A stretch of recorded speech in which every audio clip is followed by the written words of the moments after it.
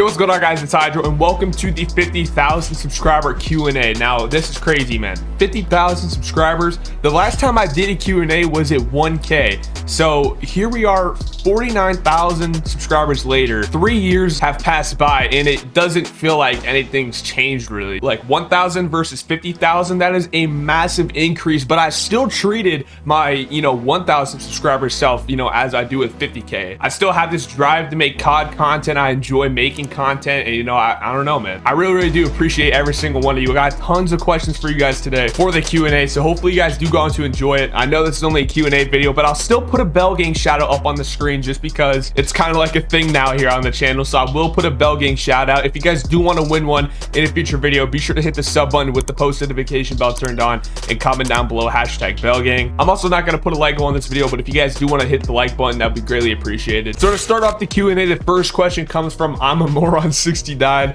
I don't know, kind of a weird name that made me crack up. But he says, what made you start YouTube? I could technically say a lot of things that made me start YouTube, but really the main thing and the main person that made me start YouTube was Scump, okay? Back in 2014 is when I made my original channel. I've had 3 YouTube channels. One of them was way back in the day. I'm talking about when I was 5, 6, 7 years old. And then I made another one when I was 12 years old back in 2014. And around that time is when I discovered that there was gaming organizations that competed in Call of Duty. The first kind of people that I saw was Scump, Nadeshot, Hex, Formal, Crim6, all those guys back on the OG Optic roster. Back then, content was very different. It was nowhere, near what it is now, but I definitely saw a future in their careers, and I definitely thought that I could do it as well because I knew that I was 12 years old and I was insanely good at Call of Duty at the time, so really all I could do is just get better. At that time, I already had an Elgato capture card, I had a little laptop, and I just got started. The content was really bad. I mean, it was horrible, but it got me started. It got me to learn the basics of YouTube. I eventually evolved my setup. I started up this channel in 2016, and here we are. But yeah, to really dumb your question down, the OG Optic roster is what really made me start YouTube. So the next question comes from Aaron Kong, and he says, are aftermarket controllers a big advantage? Now, really just the simple answer for this is yes. I mean, things like scuff controllers, which I have right here, it's kind of busted though.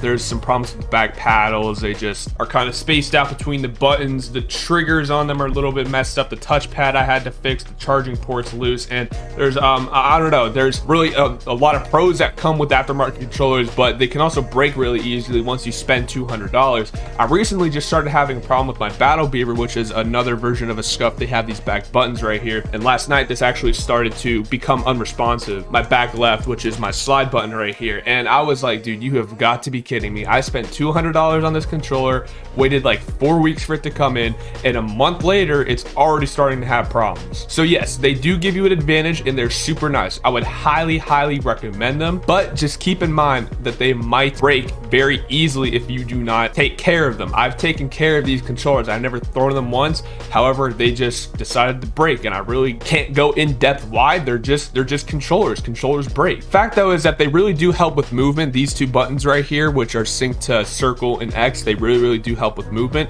My digital tap triggers, you see how they don't go all the way down? It's like a mouse click. Same with the bumpers. So yes, they really do help. Aftermarket controllers are a big advantage. Brandon Ram says room tour / setup tour. Now I actually have one of these coming for you very soon on January 1st. It's kind of like an annual thing that I've done since 2017, I think. I didn't do one last year because I was a really weird point in my life, but really I did upgrade my setup a lot since a couple years ago, and I am going to be doing an updated setup tour here on the new year. So call me simple as, why does my mom text me every video? I don't know, bro. Why does she? SPX Rusty Peanut asks, how long have you been doing YouTube and how old are you? So I'm 17. A lot of people think I'm really old. Not really old, but you guys get what I mean. People think I'm 18, 19, 20, but I'm only 17. I'm still in high school. And as I said a little bit earlier, I have been really doing YouTube since I was 5 years old. I'm not shitting you. I've been editing videos since I was that age, but obviously I was not taking it seriously back then. But fun fact, the first video that I ever uploaded to YouTube got 42,000 views. So 5-year-old Hydra was a master at YouTube even back then. My boy NC asks, how do I get my parents to support YouTube now? I really like this question because I know there's probably some people out there watching this video that really want to start doing YouTube, and I'm not gonna lie, very small percentage of people watching this video, I'd say maybe 1 or 2 people that are watching this will actually go on to succeed with YouTube. And a big part of that is the people around you supporting. Now, your parents are a big part of that. Now, if they don't support you, it might be for a few reasons. You're probably not, you know, doing well in all other aspects of your life. Now, what I'm talking about is like hygiene, chores, schoolwork, stuff like that, okay? Really just all other aspects of your life, right? So if you just have all your priorities straight and all other aspects of your life in check, then your parents should support you doing YouTube. And if they don't, then you might have to find other means of convincing them, which could really just be straight up telling them like, yo, this is like my passion, this is what I love to do. And hopefully at that point, after you have a conversation with them, then they will support you after they understand what YouTube actually is and why exactly you're doing it. So the next question comes from NK2, and he says, do you edit your own videos? And yes, I do.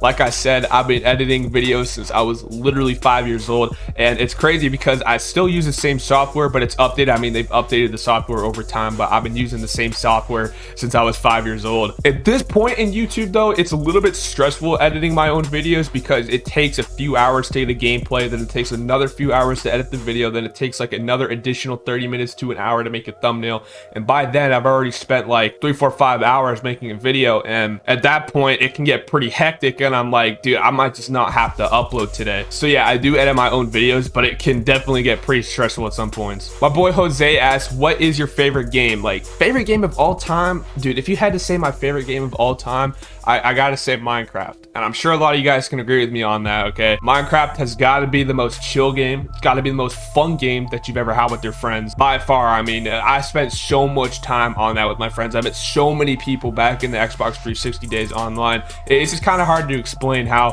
fun Minecraft was for somebody like me who grew up with the Xbox 360. I know a lot of you guys probably didn't grow up with those consoles, but man, it was really fun. I mean, Minecraft was so fun back in the day. The next question is from Milton Perez, and he says, JTech for Q&A, what happened to the old JTech squad? I still remember when they stayed at our house and y'all tried different G Fuel flavors. So I'm assuming Milton either went back and saw those videos, or he really is an OG. If you guys don't know, my old name on this channel was JTech, and I had that for about like a few months. It wasn't for that long at all. And me and my friends back in the day, we actually did these like little G Fuel challenges. Like we did a thing called Guess That Gamma. That was super fun. We also did a bunch of other stuff, but he's talking about like the JTech squad. He's talking about my friends.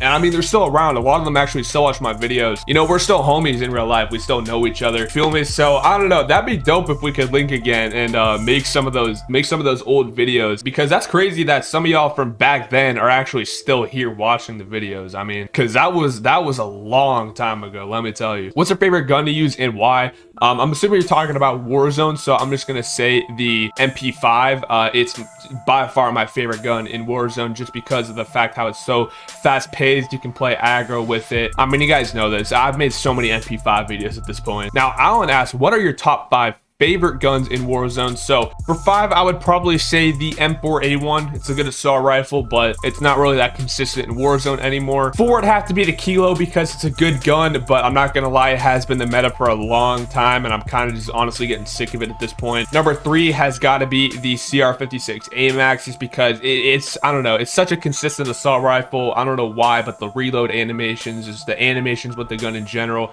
are so smooth. Number 2, definitely the PP19 Bison. I used that so much before Warzone came out back in multiplayer. Number 1, obviously the MP5. So what's my favorite tinfoil brand? Ewoks Hawks asked. And bro, I don't even know what tinfoil brands are there. Tinfoil brands.